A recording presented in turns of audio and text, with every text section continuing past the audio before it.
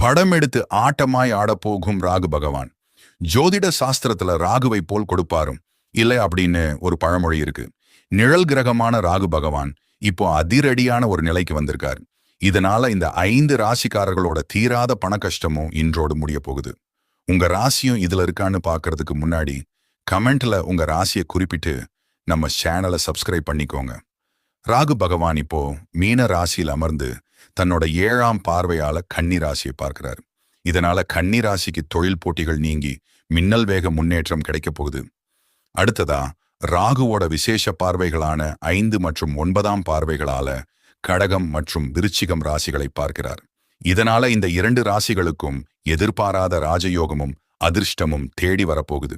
இது மட்டும் இல்லாம ராகுவின் இந்த வேகமான ஆட்டத்தால் பெரும் மாற்றங்களை சந்தித்து பண மழையில் நனைய போகும்.